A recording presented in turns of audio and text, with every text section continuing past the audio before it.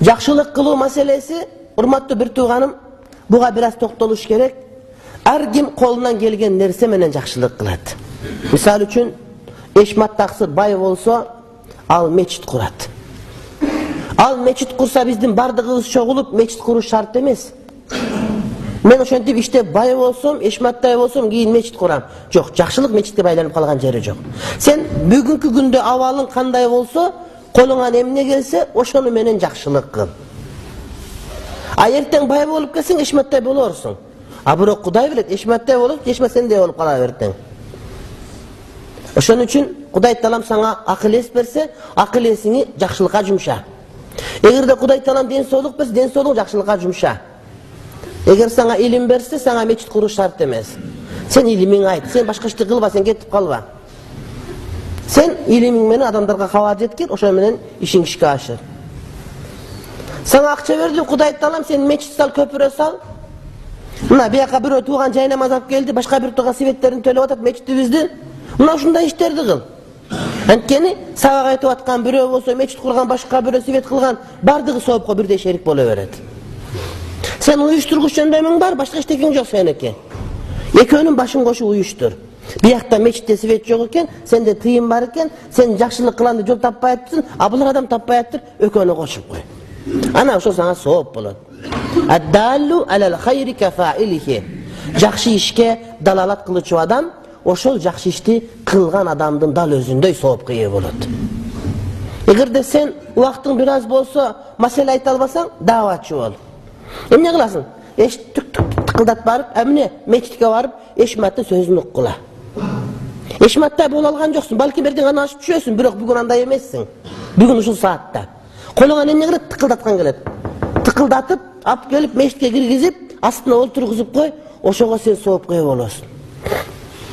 Эртең бүгүн сүйлөп аткан бирөө саңа иш тыкылдат, саңа чакырып келип бериши мүмкүн. Кудайым саңа элем берип, мындагы элинди алып коюпчу, эсинен чыгып калган болсо. Сен чоңсуңбу, чиновниксиң, башка бир нерсесиңби? Сен тыкылдатпай эле кой, сен башка кылбай эле кой. Сен кол койгондо ойлонуп кол кой бир нерсеге.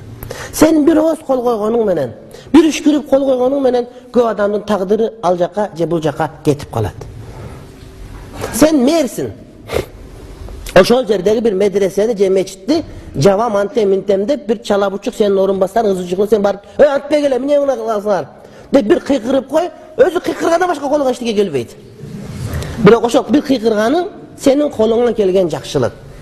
Ошон үчүн урматтуу адамзаты, биз бардыгыбыз бир кылка иш кылганга буйрулган эмеспиз, балким ошол моментте колубуздан эмне келсе, ошону аткарганга буйрулганбыз. Эртеңки күнү мамилең кандай болот, абалың кандай болот, ошого жараша амал кыласың.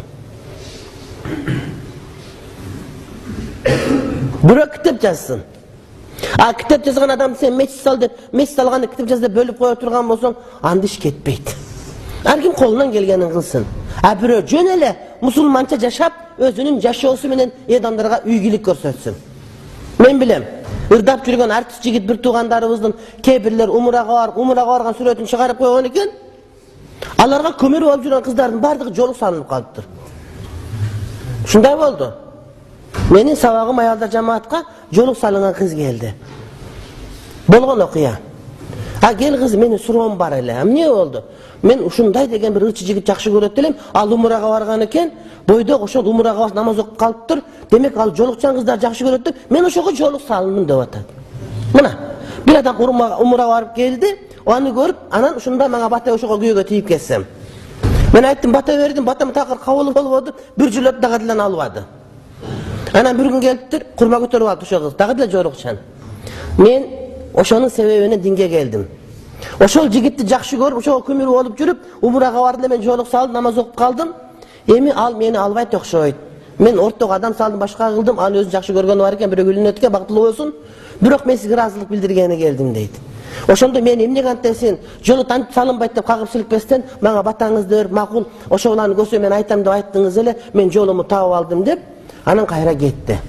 Демек, кээ бир адамдардын колунан келгени жөн эле мусулманча таза жашоо жашаш керек болот. Адамдар ошону көрүп үлгү алганга, урматтуу бир туугандар, туура келет. Аллах Таала Inna Allaha ya'muru bil adli wal ihsani, ihsan жакшылык кылганга буйруйт. Wa ita'i zil qurb